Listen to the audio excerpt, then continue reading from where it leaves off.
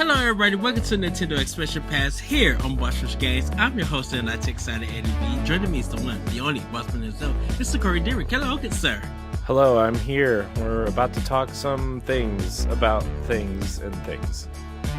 Yes, we had a Nintendo Direct, and we're starting to see a certain system games appear on the system. And all I want to say is that I was right. And Corey kind of made a prediction, and it seems to be coming true. So if you have not checked it out, Pikmin 1 and 2 is coming to the Nintendo Switch September 22nd for the physical version. But you can get those games now digitally on the eShop. And earlier this year, we got Metroid Prime Remastered digitally during one of the directs, and a couple of weeks later we got the physical ones. So our discussion today is about GameCube coming to Switch. Is it possible that we're going to see a lot of those games before the Switch, going to a new generation with their next console? Or do we think that GameCube games could keep the Switch alive for the next 2+ years? I mean, my thing is like this is the time we're on the home stretch of the Switch. This is telling me more and more that I think the next console is going to be backwards compatible with the Switch somehow, whether it's either just your digital purchases or it has some sort of mechanism that will let you play your Switch cartridges like almost like the 3DS did with DS games, right? Where like the 3DS cartridges were a little bit different, but if the slot that you put them in matched the DS, so you could play DS games in it, right? Yes. That's my opinion. And so this also, if you listened to the Yves Guillemot interview, he was talking about how they should have waited to put Mario plus Rabbids, the sequel, on Nintendo's next console, which indicates at least architecturally that it might be backwards compatible. It might have a similar architecture, and so it would be easier to port to that console. Now, granted,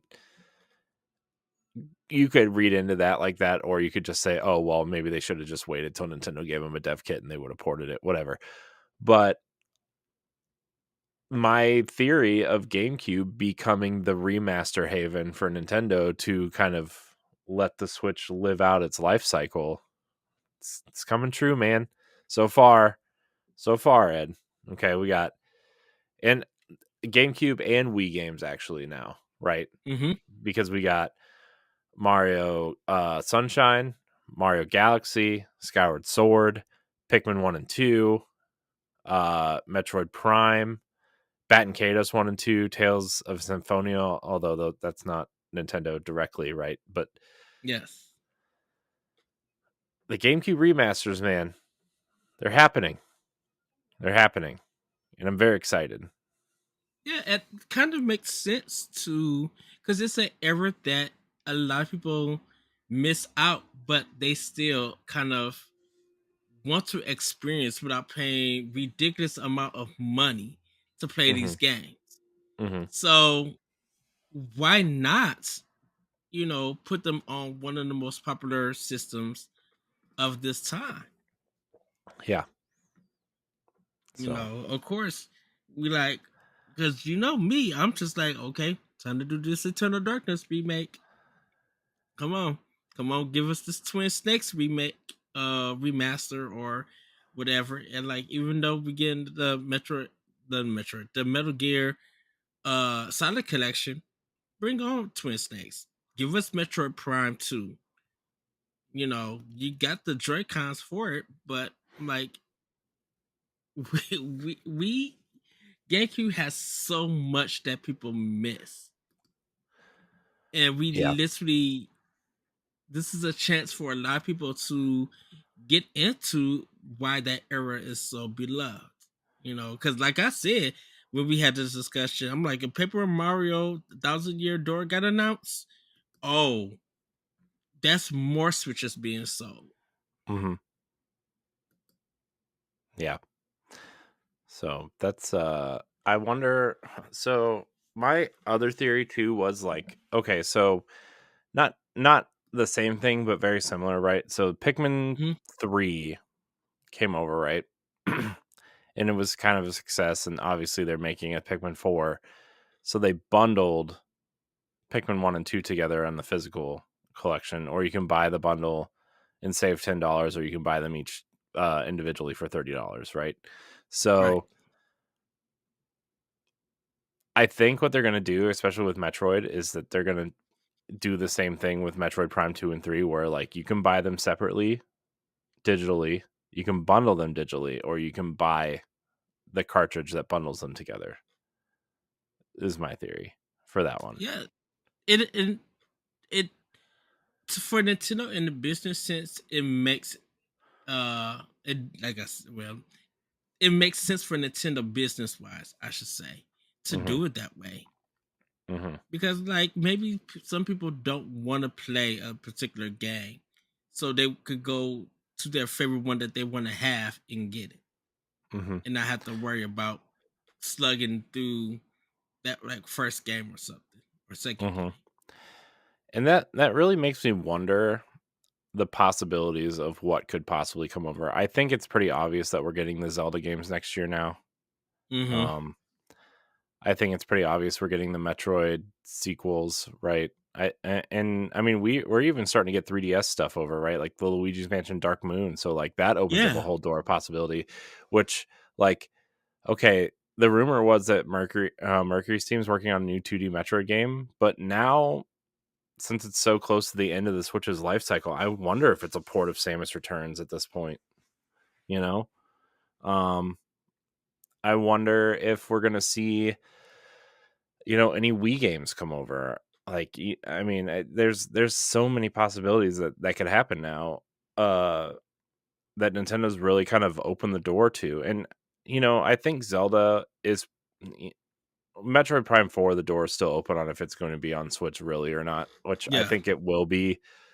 But I mean, Tears of the Kingdom is like the real last major game for Switch, right? I mean, of that caliber of like a major franchise getting a tentpole release.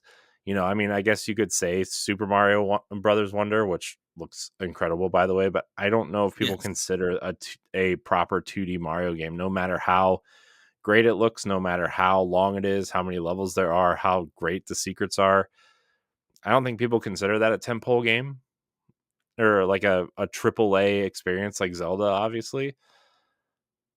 So I mean, also they're remaking Super Nintendo games too. So who knows, man? Who knows? Who knows? I kind of want to, instead of like theorizing what could happen and stuff, I just kind of want to maybe talk about games you would like to see, like 4 or 5 games that you would like to see, and like what kind of art style. Like Link's Awakening, right? That's incredible. Mm, I would love to see more games, more of the 2D games get remade, right? Or uh even something like Metroid Zero Mission, but in Dread's art style would be yeah. really awesome, like a full kind of 2.5D version of that. Or so are there any games you want to see remastered or remade? Either one, right? Like I think we could probably pick 5 and do that. Yeah, we could. Hmm. Well, like I said, Eternal Darkness. I would like to definitely have a remake of that game. Yeah. Um, like I 'cause mean, but how would you see it remade on the Switch? Because obviously there's certain things they can't do because of how much technology is advanced, right? Like you mhm. can't do the you can't do the volume thing because no TV has a green bar that goes across the bottom of the screen now, right? Right. So So yeah, true. I really think, and this is gonna sound crazy, everybody, and this is me saying crazy hot takes. I really think they should team up with Capcom with the RE engine and make it look like Resident Evil 1 remake for y- like for Eternal Darkness. Cause you need that lightning. you need that creepiness. And Mm-hmm. RE1 remake is creepy, even though Mm-hmm. it started off as a GameCube game. Mm-hmm. So, and if they could polish it up in the RE engine and just like really give it some detailed look and make it a game that like, yeah, we're doing it on Switch, and it will be also coming to Switch Deluxe, or Mm-hmm. it's backwards compatible, and they'll have the upgrades. Like, give it that give it that 1080 look, Yeah. 60 frames per second, like lock it in. And there is a qualities of life with some of the controls, with the like the gameplay and stuff, but you can still do the crazy camera angles, you could get the lighting and stuff. And like, there should be a way that Capcom could get that game, or like, or rebuild it in a RE engine. Like, Capcom, you have a good relationship with Nintendo, so why not do it? That and you know while doing it, be like, hey, here go the eShop version of the first game for $20 or $30 if you guys want to play it. Cool. A lot of people will return to Eternal Darkness, and I think that would give them an idea of be like, okay, we're so good with this eShop version, we're so good with the Capcom version. If they ever came and did it, maybe it's time for us to do a part two. Because I'm sorry, Corey Tecmo, but I mean, Corey Tecmo would also be a good idea, but I'm just like, I could see Eternal Darkness redone on the RE engine with Capcom.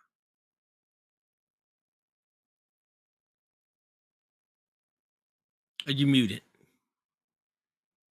That's not true. I'm not muted. I mean, I could Mm. totally see. I don't. I mean, man, there's so much that goes into that. Kind of, uh, whatever. Like, getting Capcom to agree to let Nintendo use their engine to make Eternal Darkness, or maybe like Nintendo. I mean, I Nintendo think. lets Capcom do the development and everything. Yeah, I mean, I guess, but would Capcom really want to take on somebody else's project, original project? I don't know. I If feel like Nintendo was paying for it, yeah. I mean, I almost feel like Nintendo would have to I almost feel like Nintendo would go to someone like Grezzo to do that because they've done such a great job with the Zelda games. But I think Grezzo is so. I think Grezzo's not up to doing it. I feel like Capcom is more experienced But to. Capcom's not going to remake a GameCube game for Nintendo. They're not going to do that. Oh, they will. No, they If won't, dude. Nintendo, if Nintendo is paying for it, oh, you think Capcom is not going to pass up some coins to make that? Oh, Yeah. please. I mean, with all the success they're having with Monster Hunter and Resident Evil and Street Fighter and, all these other games Of they're course, doing, yeah, they're yeah. Dragon's Dogma, they're not going to be paying attention to what Nintendo wants from them. No way. Shoot, if Nintendo is footing the bill for it, and it's not going to be like, give us that money, let's make this game. Okay, this conversation is giving me a headache. We're moving on. Let's see. I would really like to see. Let's see. We'll go. Let's see. We'll go GameCube first. I would really love to see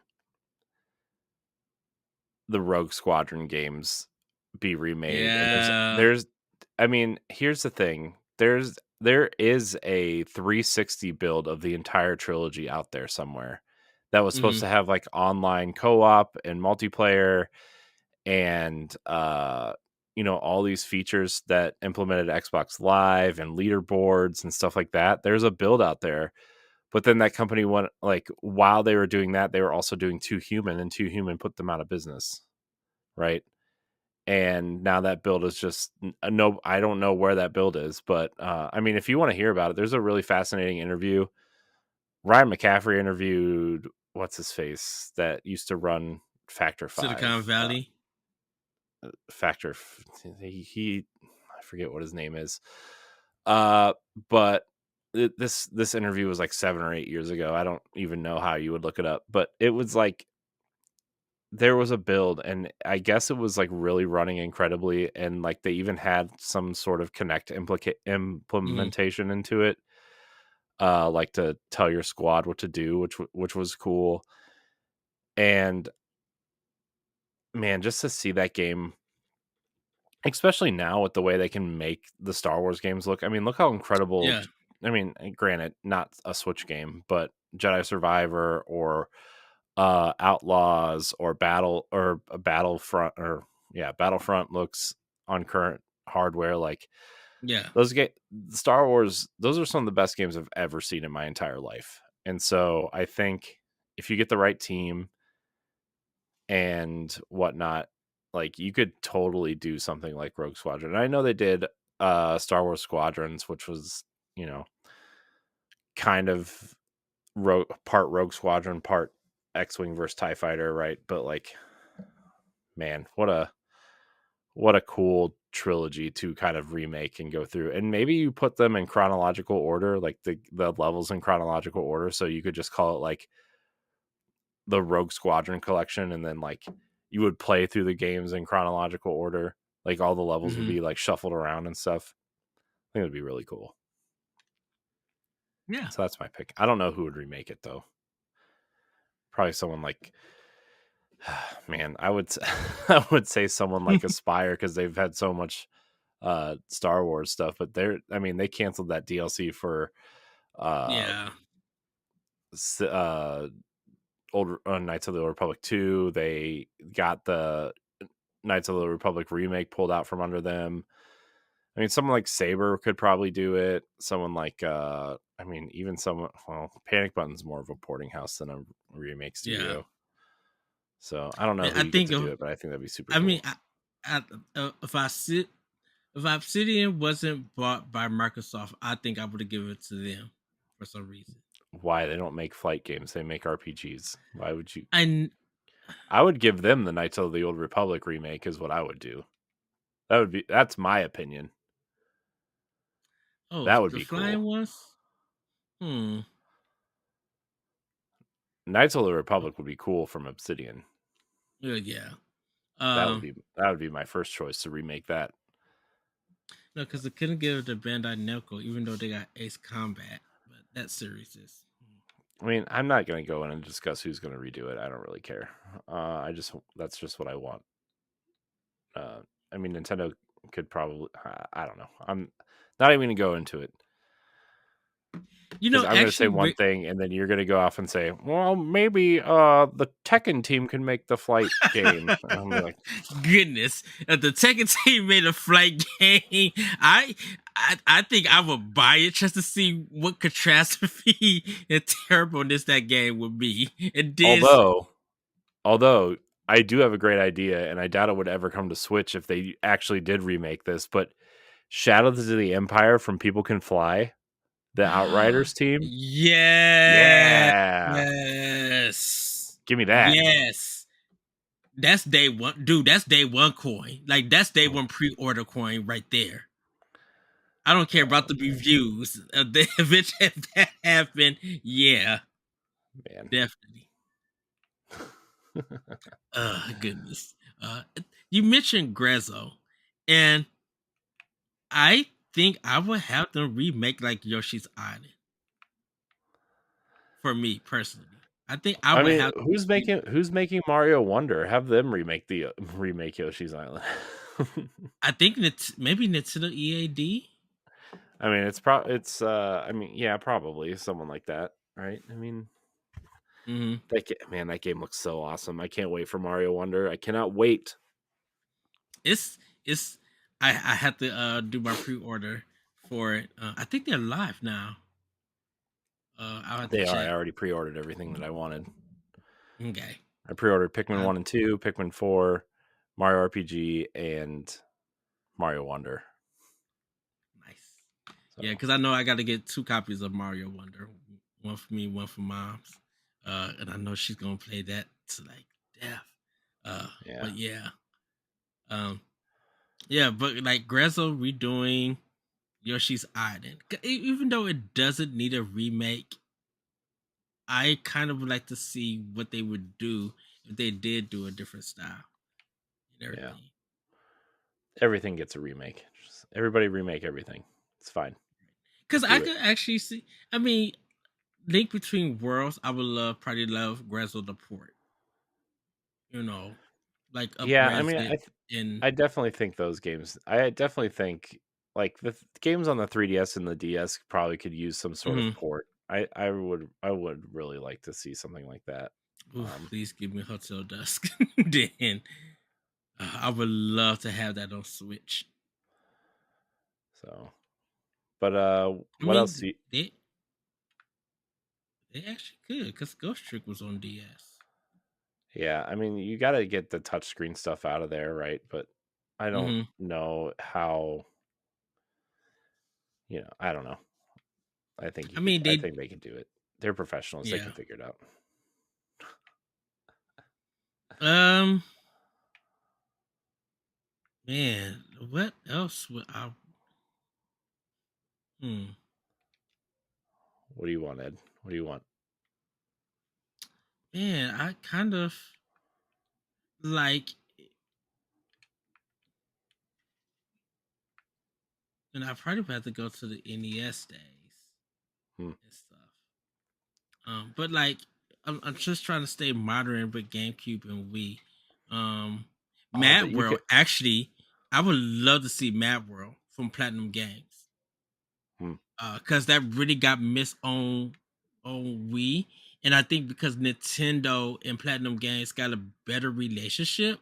Hmm. Yeah, I already said a Beautiful Joe. Like that's a given. Like I want that ported or like upres or whatever.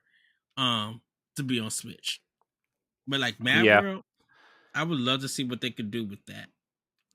I'm kind of shocked that Beautiful Joe hasn't made some sort of HD jump yet. Yeah. Like that, just the way that that game is designed and the colors and everything. And like, I think now would actually be the perfect time to do it. Not necessarily on Switch, but like across the board. Hmm. I think a lot of people. I think a lot of people would appreciate that now, right? Yeah, That's my because opinion. it's weird. It's weird because like I understand Okami, being popular and getting the HD treatment, but Beautiful Joe did it better did Okami because it got a sequel, so Hmm. it did great. Why is it not available everywhere? Well, I don't know if Beautiful Joe sold anything. I mean, to get a sequel, it had to sell something. Yeah, but at that, yeah, okay. So worldwide sales of the first game reached 275,000 copies. Which is good because it was a $50 game around that No, time. that's terrible. What are you talking about? That's 200 terrible. around game on GameCube. That's good. That's A lot terrible. of games, a That's lot of terrible. games were Don't a lot no. of Why are games you was not arguing with me? hitting That's terrible. because a lot of games were hitting a million or Yes, five they hundred were. thousand copies Yes, they were. Yes, around they that were. time. Yes. Who hit that? Who hit that number around that time? Oh my Five gosh. hundred thousand copies during the GameCube days. Yes, I'm looking it up right now. Okay. Best-selling GameCube games. Okay. Granted, most of these are going to be probably Nintendo Nintendo games. games. Smash Brothers 7.4 million, Mario Kart Double Dash 7 million, Sunshine 6.28 million, Wind Waker 4.4 million, Luigi's Mansion 3.3 million, Metroid Prime 3 million, Animal Crossing 2.75 million, Mario Party 4 2.46 million. So yeah, okay. Let me find third party game. Sonic Mega Collection 2.5 million, Resident Evil 2.35 million, uh, Resident Evil Zero 1.25 million, Soul Calibur 1.19 million. It Uh, still boggles my mind so that we never got part three. so look, man. Okay, Rogue Squadron 1.3 million. So don't tell me things weren't hitting a million units.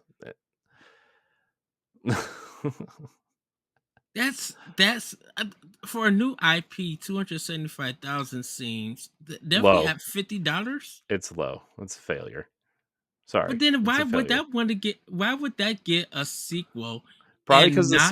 the sequel was probably already in development while they were in the marketing cycle for the first one. That's how that worked. I mean, games sequels were being pumped out 12 to 18 to 24 months after the first one at that point. If your name was not Nintendo, you were pumping out sequels like crazy.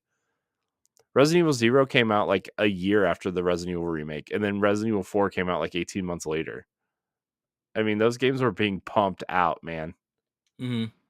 So Cause it's not like it's today where just like a sequel takes 5 to 6 years to come out, right?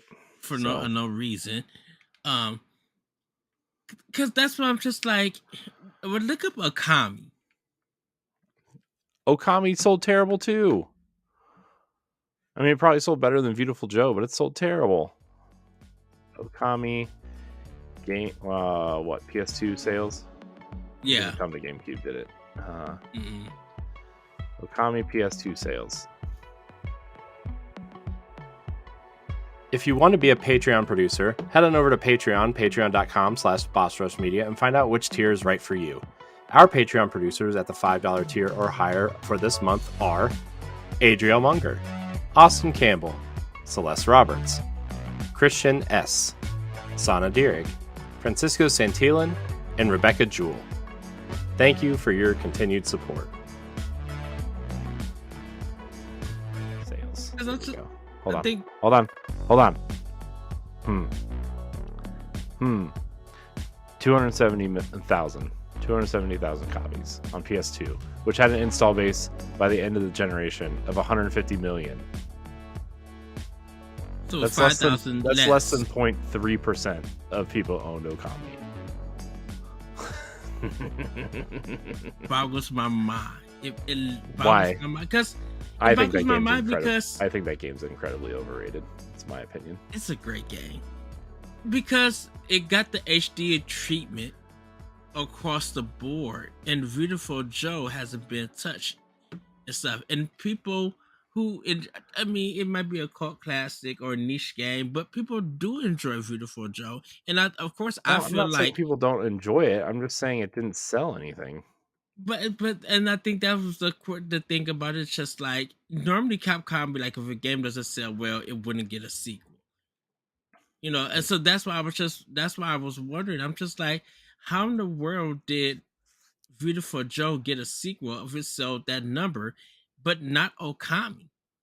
Okay, And I so the Okami series, since it was released as of September 30th, 2022, has sold 3.8 million units across GameCube, Wii, DS, and the HD consoles. yeah, that was that prequel for Okami Den DS. or whatever. Yeah, Yeah. Okami HD sold best on Switch with 600,000 units lifetime. interesting. Wait, I think no, that that's was not right. Hold on, that's wrong. It says Okami HD sold best on Switch. The original Okami sold around 600,000 units lifetime, with sales split evenly on the Wii up and the PS2. So it probably sold a little over 300,000 on the Wii and then 270 on the PS2. Okay. okay. Let's go to that. Yeah. Let's go to HD. The HD So one. I wonder what, because was it the first on PS3 for the HD ones? I think. PS3, and then let's see. Okami HD sold best on Nintendo Switch with 600,000 units sold, followed by PC with 536,000 units sold, PS3 with 529 units sold. The game also sold 445,000 units on the PS4, while it has sold at least the least amount on the Xbox One with 121,000 units sold. Okay. So approximately 3.8 million units. Okay. So, okay. So, I mean, that's still, I mean, it sold better over time, apparently. I mean, I think people had a greater appreciation over time. And And that, you go I ahead. kind of wonder. Oh, I kind of wonder if Beautiful Joe would have did that same number like over time if they did the same thing.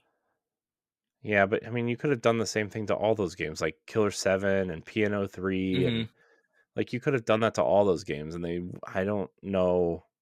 I think Okami just resonated with people because it was essentially Zelda, and I think people love Zelda, and especially on Right, PS2 because they didn't have access to Zelda, and it was the closest thing they had, right? So, right.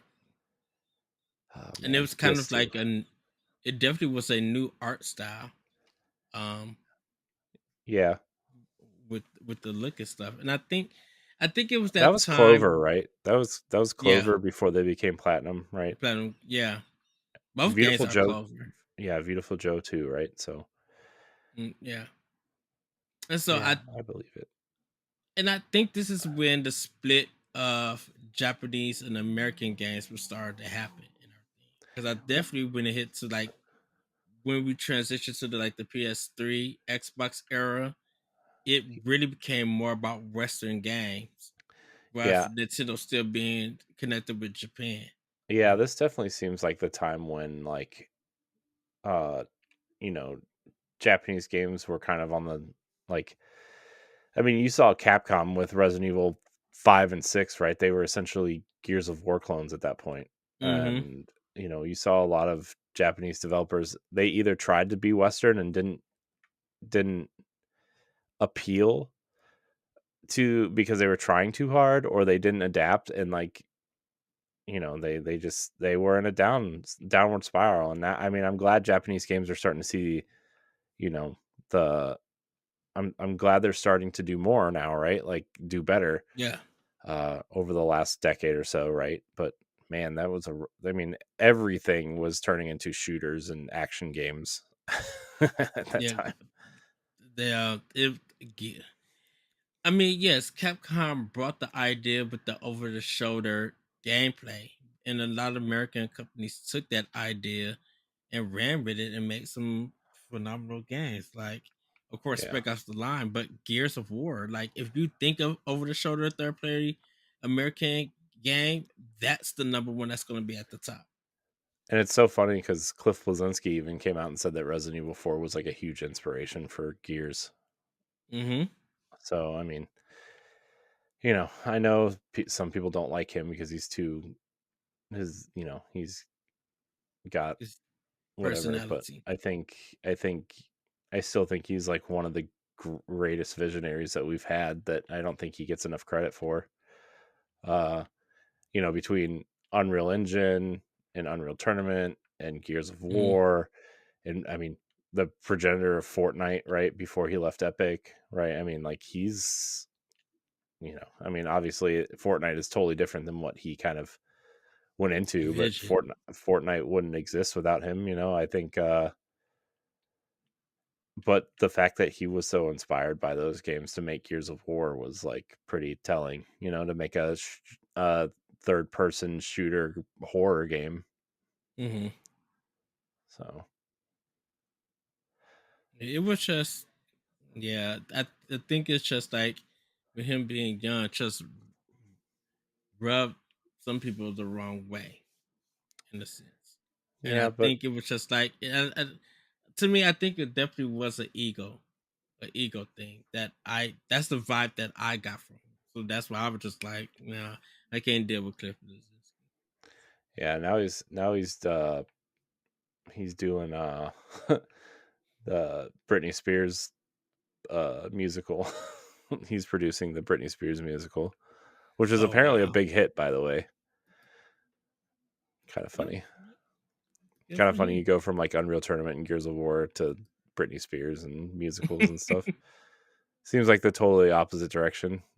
Not that I'm judging anybody. It's just that seems like the total opposite direction, especially for someone like him. Yeah.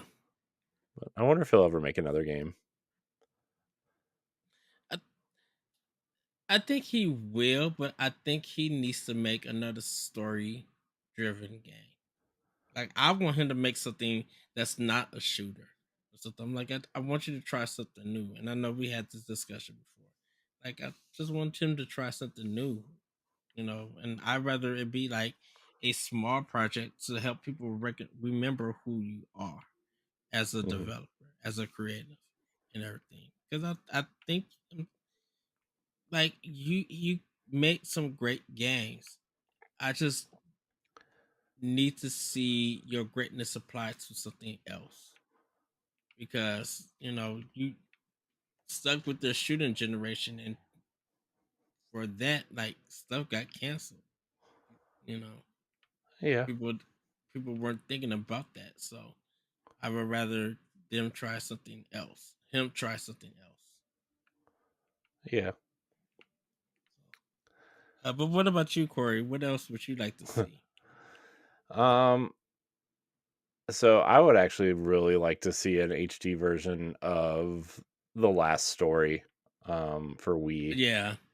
Uh, I'm Mistwalker, I think, is incredibly underrated as a studio started by the fathers of Final Fantasy, if you will, Mistwalker. Mm-hmm. And Blue Dragon was kind of like their first foray together, which was like Blue Dragon was okay, but I think they really made their mark with Lost Odyssey, which was the 360 exclusive JRPG that they made, which was incredible. That game's so good. It's still good today. It's on sale all the time. If you have an Xbox and you need some sort of JRPG in your life, oh my gosh, Lost Odyssey is what you're looking for. But their follow up was the last story on Wii, and it was equally as good. It just coming towards the end of the Wii's life cycle, and people were kind of done with that console, especially because like going from something that looked as amazing as Lost Odyssey did in HD to something that was standard def and really kind of just I don't know. Visually, like for a Wii game, it looked really good, but Mm-hmm. like, people wanted HD. People were done with JRPGs. Like, that era of JRPG was so lost after that. Uh, and Last Story was like the was like the last JRPG that like really, I don't know. Everybody should play Last Story if you can find a copy on Wii, and Lost Odyssey on Xbox if you want to get it digitally. It's also still relatively cheap physically too. It's like 25 or Mm-hmm. $30 if you're a physical collector. So yeah, get it. I really want to see that though in HD, or like even remade slightly. The way that Xenoblade Chronicles was done, in my Yes. opinion, where like, yeah, it still looks how you remember it, but like replace the character models and clean up the assets and stuff. I think that's a perfect candidate for that. So Brownie Brown. What is that company sounds familiar? I don't know. Magical. I wonder, is this the DS game? I think it. Yeah, Magical Vacation. I remember that game. Magical Vacation, huh? Or was it Magical Star? Magical Star Sign. Yeah, it was a RPG, um, from a company called Brownie Brown on the DS. Oh, Because to let everybody know, Brownie Brown, uh, developed some games or helped develop, like they helped develop Professor Layton's London Life. They helped produce, I mean not produce, develop Super Mario 3D Land and Fantasy Life with Nintendo Level 5. huh. Um, and everything. So and then they did Heroes of Mana, and Blue Dragon Plus. Um, Oh yeah, I forgot that Blue Dragon they made a DS version of that. Totally forgot. So, so they ended up changing their name. They were known as Brownie Brown, but they changed it to One Up Studios. hmm, And uh, when they did that, they helped make Super Mario 3D World and Captain Toad Treasure Tracker on Wii U. hmm, okay. And they That's, did 3D World and Bowser Fury for Switch hmm, also. Dang, they did a lot. yeah, Dude, I they mean, they developed Ring Fit Adventure, Animal Crossing New Horizons, Super Mario 3D All Stars and 3D World. Oh, so they're like Yeah, an asset studio and a kind of like a porting house, it seems. yeah, because all they worked on was DS games. I mean Yeah. Nintendo games. I don't see them doing anything else outside. Ah, now I know why. Nintendo is the parent company of them, Yeah. so they're owned by Nintendo. Yeah, that makes sense. Okay, because I had to look up Miss Walker and see. I know they're making stuff for Apple, and their last game that they made was what's the last story? Yeah. Um, What's it called? Fantasian, Fantasian. Yeah. which looks awesome. I want to play that game so bad, but I want it to come to consoles. I don't want to Yes. I don't want to like, you know. Uh Yeah. Blue anyways. Dragon Lost Odyssey. I think Blue Dragon Lost Odyssey would be some good games. I think that could make a splash on Yeah. Switch. I just don't know if Microsoft owns them or anything. Owns those games. I think they do. I think they own the rights to those games, the publishing rights. Okay. Yeah. But I'm not 100% how that's all working. Because So, I'd be like, shoot, come on, Microsoft, be a but third party to Nintendo publishing. I think Mistwalker actually owns the last story because they've been on record, I think, saying that they don't want to remaster them because they want to move on to new projects. Has been the whole thing, I think. Well, it was co-developed by AQ Interactive also. Yeah.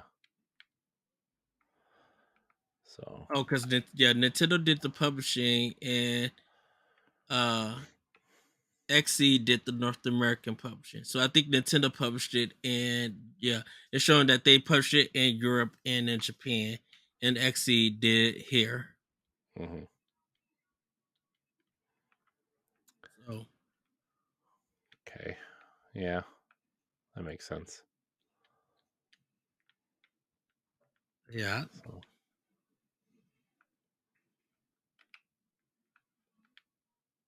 yeah, I definitely would. Yeah, Metacritic it got an 80. It got a lot of high ratings in a lot of places. yeah.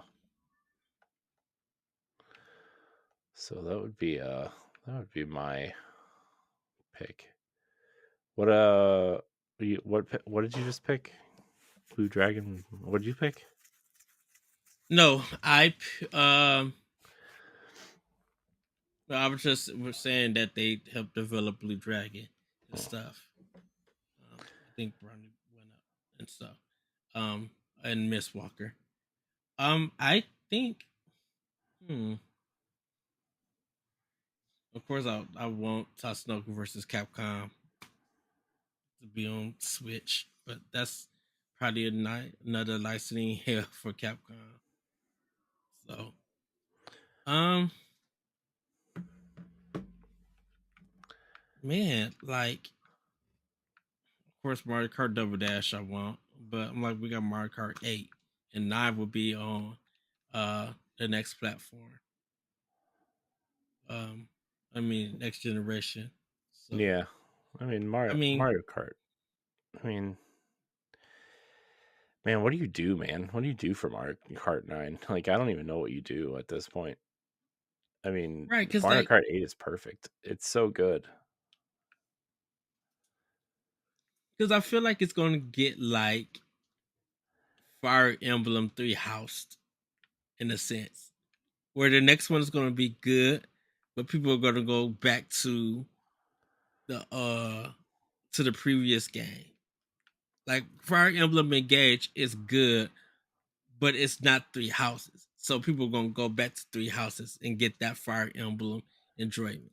And I think if Mario Kart 9 is not up to snuff, it's not that good, people are going to continue to go play 8 and let it sell more.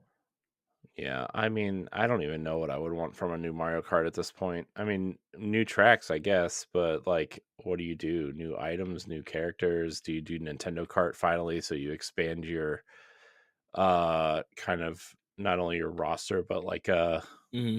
your track selection at this point, you know. Right. I don't know what you do at this point. I think you have to go Nintendo card at this point. Just because, like, I mean, you could do add Star Fox levels, Kirby levels, Yoshi levels, Hmm. F-Zero. You could do, I don't know, you could do a lot. Shit, I would like to see Mario 3D World like tracks in there, like make some tracks around that world, like that land and stuff, or even Super Mario Sunshine. Get an idea, like jet skis and stuff. Wave Race would be a good one to bring back to Switch. Yeah, Wave Race would be fun. I'm trying to think of like, what would you even do at this point? I don't even know what you would do. I mean,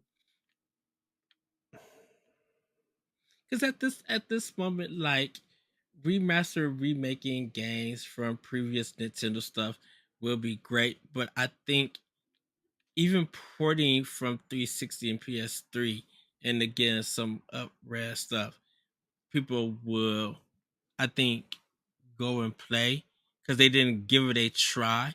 But I think some gamers are a little bit more mature, more older, more experienced, and open to games on Switch. I think the games that they didn't pick up on some of the past generations, they will play on Switch. Heck, I will play take it, what is that Ninja Theory game? Um Heavenly Sword, Odyssey to the West, Odyssey Enslaved. to the West, Enslave. Yeah. Yeah, That that's a that good one game would too. definitely be a good one I wonder and who owns everything. that game.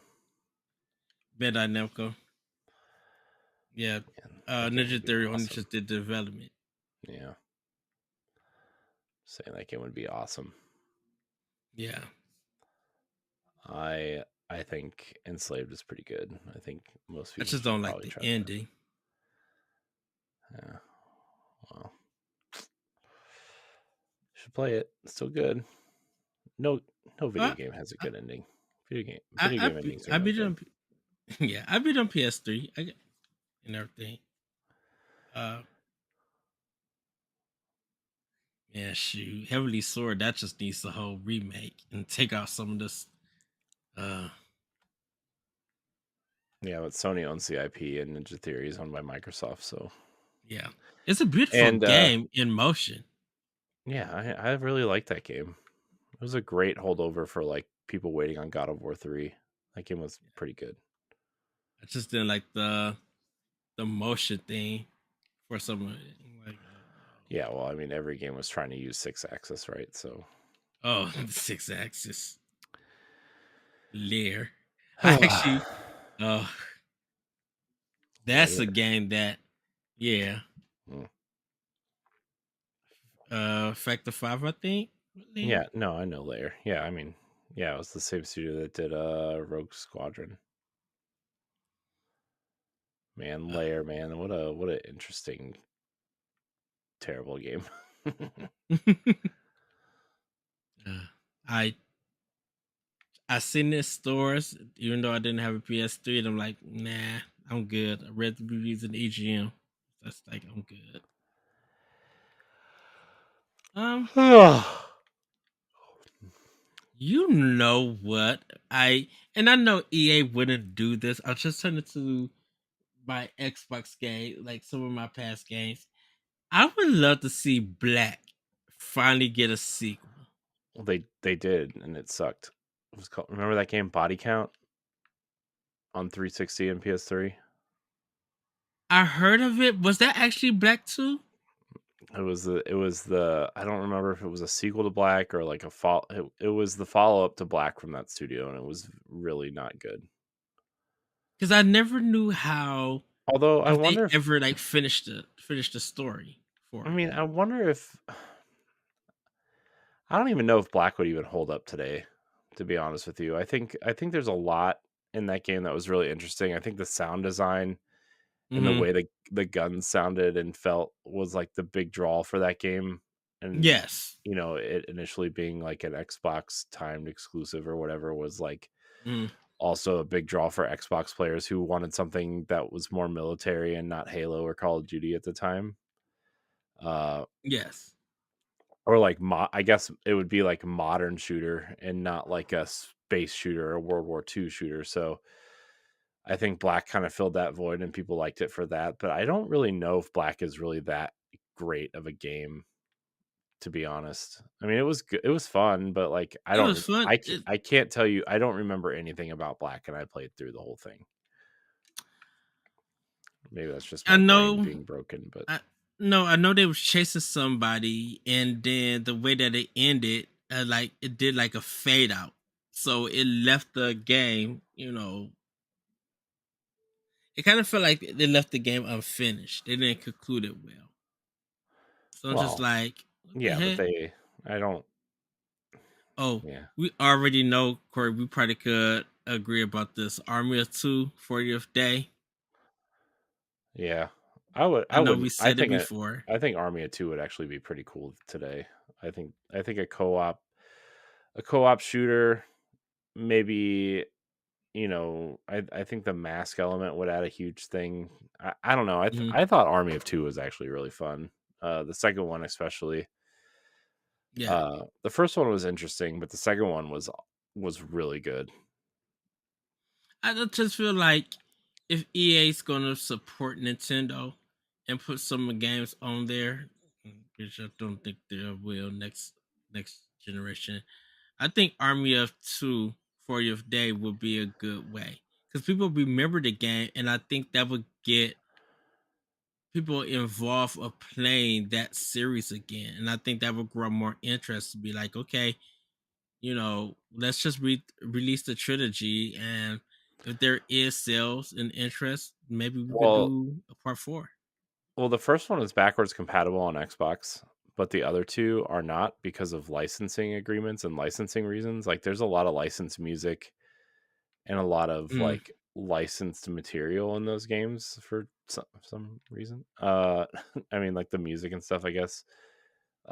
So I'm not 100% sure that they would have to like maybe completely remake them or remaster them with different music or something. I'm good with a remake, Uh, but I would rather them just do like a whole reimagining, kind of just like a remake it. reboot.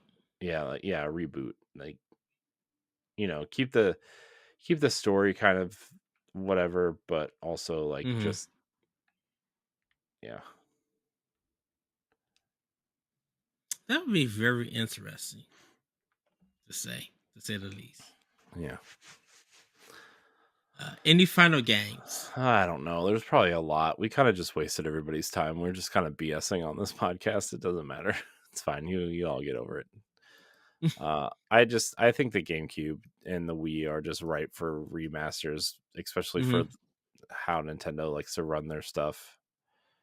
So, you know. Yeah, and I think there is a lot of games that's out there for GameCube, Wii, still Wii U, now Yeah. DS and 3DS. Hmm. Like I I think there are possibilities, and even games that came on Xbox 360 and PS3 coming to Switch with some quality of life uh added onto it. I think it could. I think games like that could keep the Switch a little bit longer until their next console if they need it. And I don't feel like it would be a cash grab if it gives you know some love and care and some really like they invest some development time in there.